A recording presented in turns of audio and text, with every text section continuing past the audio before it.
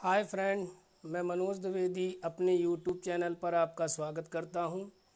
हम लोग online class के माध्यम से क्लास 10th गणित का टॉपिक है त्रिकोणमिति, जिसका पार्ट 1 हम लोगों ने कल परसों पढ़ा। कल हमने एक्सरसाइज 8.1 के 1 से लेकर के 5 तक के प्रश्नों को हल किया।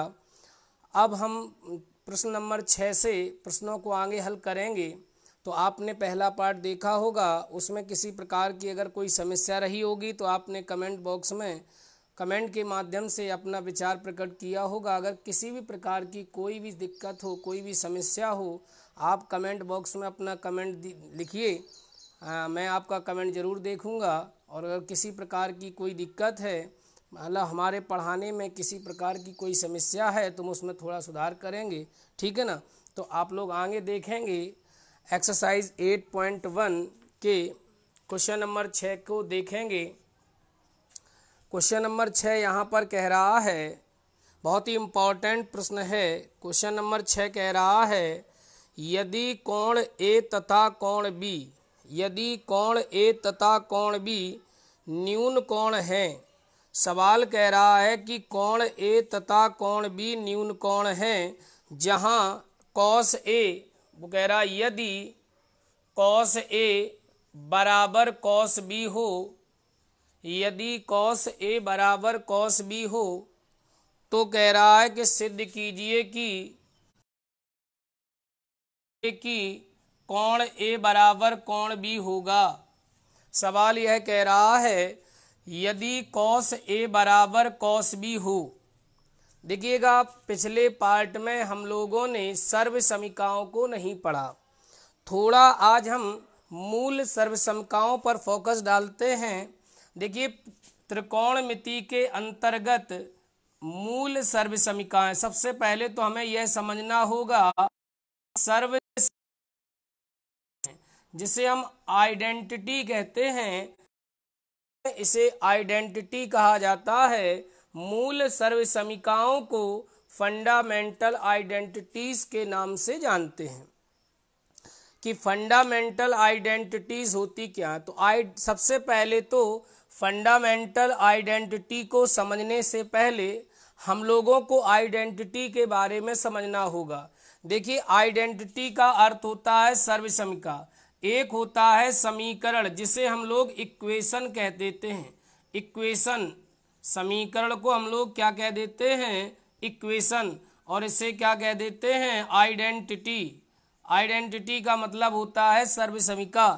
तो सर्वसमीकरण क्या है, देखिए, ऐसा द्विपक्षीय व्यंजक, ऐसा द्विपक्षीय व्यंजक जिसका बायां पक्ष दाएं पक्ष के बराबर होता है।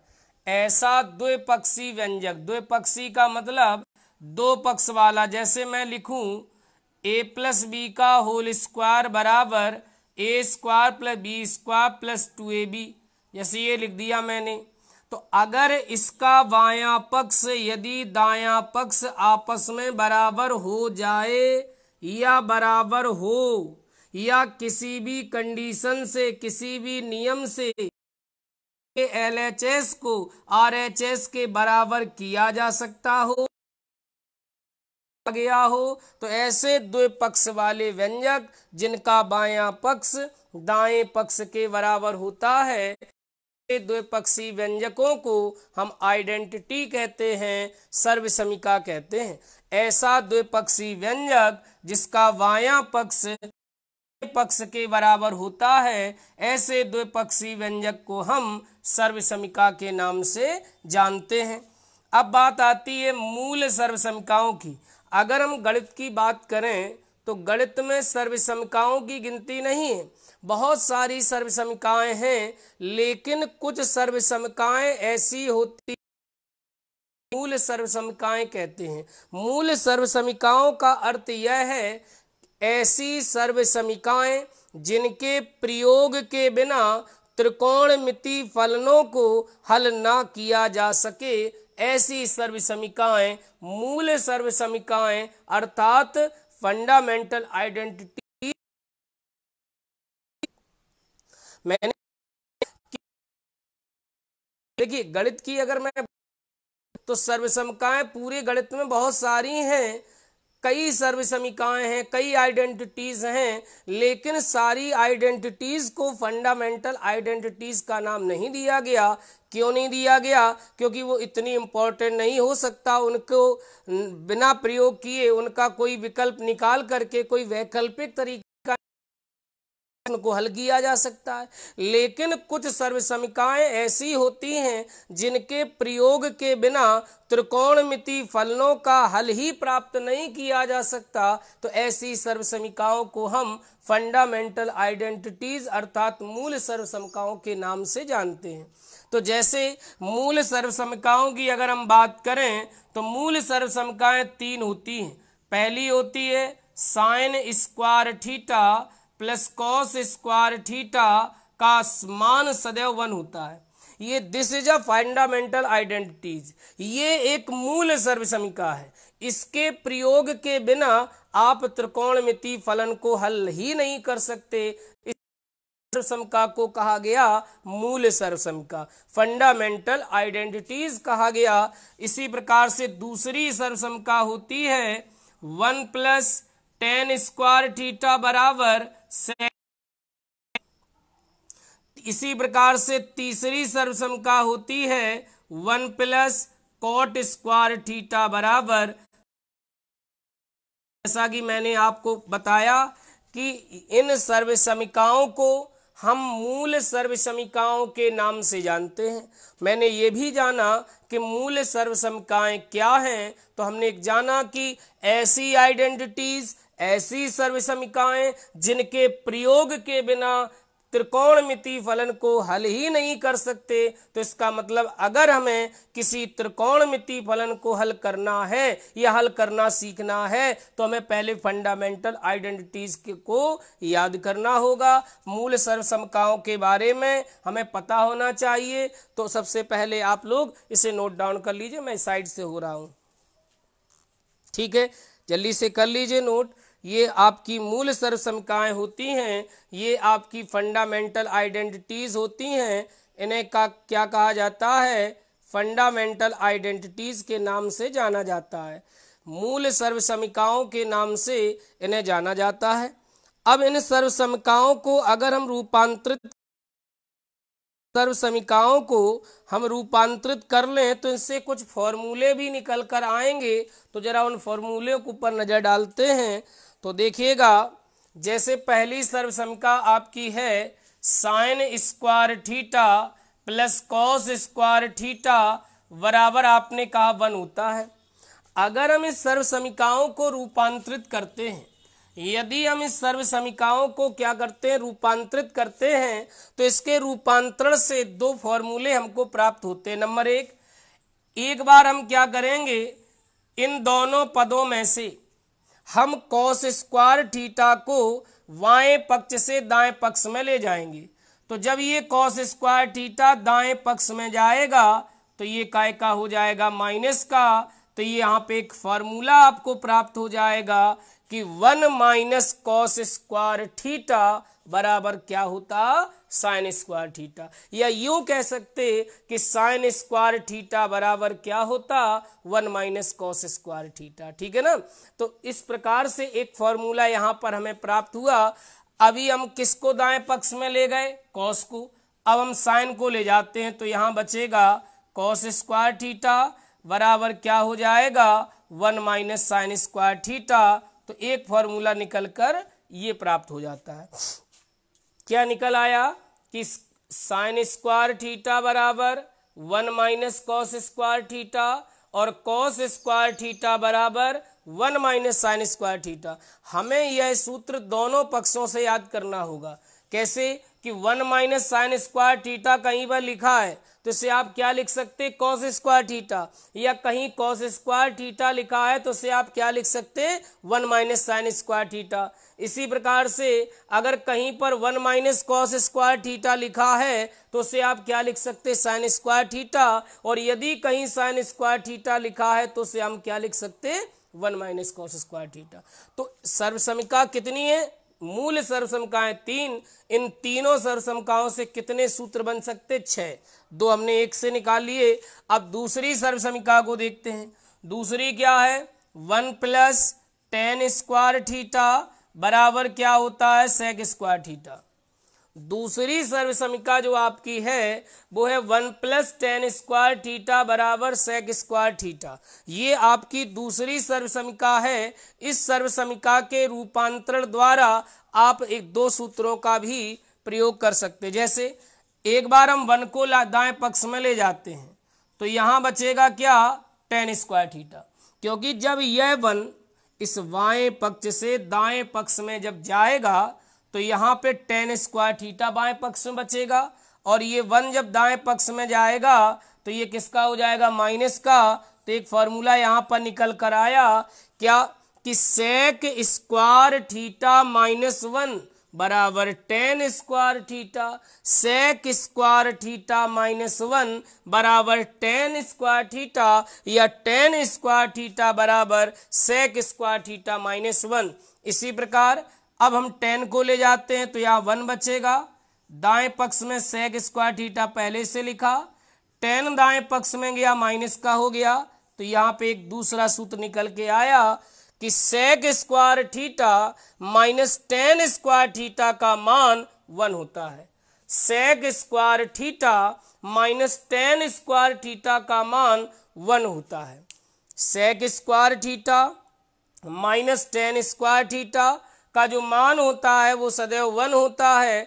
तो sec square theta -10 square theta का मान क्या है, 1, और सेक स्क्वायर थीटा -1 बराबर क्या है, टेन स्क्वायर थीटा। इसी प्रकार से हम तीसरी सर्व समीकरण के रूपांतरण से भी सूत्र निकाल सकते। तीसरी सर्व समीकरण क्या है, 1 प्लस कॉट स्क्वायर थीटा बराबर कॉसेक स्क्वायर थीटा। देखिए इन फंडामेंटल आइडेंटिटीज को हमें याद करना होगा। बिना इन मूल सर्व समीकरणों को याद किए हम त्रिकोणमितीय फलनों को हल नहीं कर सकते, ठीक है ना। तो सबसे पहले हम लोगों को इन मूल सर्व समीकरणों को याद करना होगा, ठीक है। तो हम जानते हैं कि 1 प्लस कॉट स्क्वायर थीटा बराबर कॉसेक स्क्वायर थीटा। तो अगर यहां से पहले 1 को दाएं पक्ष में ले जाएंगे तो ये जब 1 दाएं पक्ष में जाएगा तो किसका हो जाएगा, माइनस का। तो कॉट स्क्वायर थीटा बराबर क्या बन गया सूत्र, कॉसेक स्क्वायर थीटा -1। अब एक बार हम कॉट को ले जाते हैं तो यहाँ 1 बचेगा, और दाएं पक्ष में cosec square theta minus cot square theta. तो एक सूत्र ये बन गया कि cosec square theta minus cot square theta identities, ये फंडामेंटल आइडेंटिटीज यदि आपको याद नहीं है तो आप त्रिकोणमिति नहीं सीख सकते। तो त्रिकोणमिति की जान है कौन, फंडामेंटल आइडेंटिटीज। कैसी लग रही है क्लास, अगर अच्छी लग रही है तो वीडियो को लाइक कर दें, और ज़्यादा से ज़्यादा लोगों को ज़्यादा से ज़्यादा लोग रोज जुड़ जाएं। ज़्यादा संख्या जुड़ेगी तो हमारा थोड़ा मन लगेगा पढ़ाने, मोटिवेशन हमें भी मिलेगा, ठीक है ना। तो वीडियो अगर अच्छा लग रहा हो तो वीडियो को लाइक ज़रूर कर दिया करें, और कम से कम अपने यार दोस्तों को इस वीडियो को शेयर जल्दी कर दिया करें तुरंत। वीडियो चैनल से जो नए जुड़े हैं वो इस चैनल को सब्सक्राइब भी कर लें, ठीक है। चलिए अब आगे चलते हैं। तो आगे बात करते हैं इस सर्व समीकरण के प्रयोग का प्रयोग करके। आगे देखिएगा क्वेश्चन हमको दिया गया है। क्वेश्चन की अगर बात करते हैं, क्वेश्चन कह रहा है यदि कॉट थीटा का मान 7/8 है तो कह रहा है पहले पार्ट में 1 plus sine theta 1 minus sine theta बटे 1 plus cos theta into 1 minus cos theta का मान ज्ञात करिए। कह रहा है कॉट स्क्वायर थीटा का मान निकालिए। ये हमारे सामने एक प्रश्न दिया गया है। देखिए अगर हम लोगों को सर्व समीकरणों का ज्ञान अच्छी तरीके से है और उस सर्व समीकरणों से जो आउटपुट निकला यानी जो फॉर्मूले हमको प्राप्त हुए यदि हमें वो याद हैं तो हम इस व्यंजक का मान आसानी से प्राप्त कर सकते हैं। जैसे सवाल को देखा हमने, जैसे यहाँ लिखा है 1 प्लस साइन थीटा और यहाँ लिखा 1 माइनस, तो मुझे लग रहा है यहाँ वर्गांतर बनाया जा सकता है। अगर हम इस 1 को a मान लें, साइन थीटा को b मान लें, तो 1 को क्या माना गया a, साइन थीटा को क्या माना गया b, तो a plus B a minus B, a plus B a minus B, हम जानते हैं कि a plus B into A minus B ये वर्गांतर का सूत्र होता है और इसके बराबर क्या होता A square minus B square. तो ये बन जाएगा वर्गांतर ए स्क्वायर 1 का square 1 minus B square sine square theta, बन गया वर्गांतर। इसी प्रकार से वर्गांतर नीचे भी बन जाएगा a plus B A minus B, A square यानी 1 का square 1 minus B square cos square theta. अब अभी हमने सूत्र आप लोगों को बताया था कि 1 माइनस साइन स्क्वायर थीटा बराबर और 1 माइनस कॉस स्क्वायर थीटा बराबर कुछ होता है, 1 माइनस साइन स्क्वायर थीटा बराबर होता है कॉस स्क्वायर थीटा और 1 माइनस कॉस स्क्वायर थीटा बराबर होता है साइन स्क्वायर थीटा। ये अभी हम लोगों ने सर्व समीकरणों का जब रूपांतरण किया तो इस रूपांतरण से हमें यह सूत्र प्राप्त हुए। तो ध्यान दीजिए 1 माइनस साइन स्क्वायर थीटा बराबर होता है कॉस स्क्वायर थीटा और 1 माइनस कॉस स्क्वायर थीटा बराबर होता है साइन स्क्वायर थीटा। अब एक चीज जान लीजिए, कुछ और सर्व समीकरणों का ज्ञान होने से पहले हम लोग पिछली क्लास में ये भी पढ़ चुके थे कि त्रिकोणमितीय निष्पत्तियां 3 होती हैं, sine cos tan, sine cos tan. इनके अलावा इनकी व्युत्क्रम निष्पत्तियां होती, जैसे साइन का व्युत्क्रम क्या होता कॉसेक। तो लिखोगे कैसे, साइन थीटा बराबर 1 अपॉन कॉसेक थीटा, लिखा ऐसे जाएगा। आपने कहा कि सर साइन का व्युत्क्रम कॉसेक होता है, तो आप लिखेंगे कैसे, तो आप लिखेंगे साइन थीटा बराबर 1 अपॉन कॉसेक थीटा। तो जब आप कहते हैं कि साइन का व्युत्क्रम कॉसेक होता है तो कॉसेक का व्युत्क्रम भी साइन होगा, क्योंकि ये चीज इधर आ जाएगी और ये चीज इधर आ जाएगी, अर्थात इनका क्या होगा स्थानांतरण। तो कॉसेक का व्युत्क्रम क्या होगा साइन, तो कॉसेक थीटा बराबर क्या बन जाएगा 1 अपॉन साइन थीटा। ये सारे फॉर्मूले हैं, इनको हमें याद करना है। इसी प्रकार से आप कहते हैं कॉस का व्युत्क्रम सेक होता है। आपने ये तो कह दिया कि कॉस का व्युत्क्रम जो होता है वो सेक होता है, लेकिन लिखा कैसे जाएगा, कॉस का व्युत्क्रम सेक होता है तो लिखेंगे कॉस थीटा बराबर 1/सेक थीटा। तो जब कॉस का व्युत्क्रम सेक होता है तो सेक का व्युत्क्रम भी कॉस होगा 1/कॉस थीटा। इसी प्रकार टेन का व्युत्क्रम कॉट होता है, तो कॉट का व्युत्क्रम क्या होगा टेन होगा। इतनी बात आप याद कर लीजिए।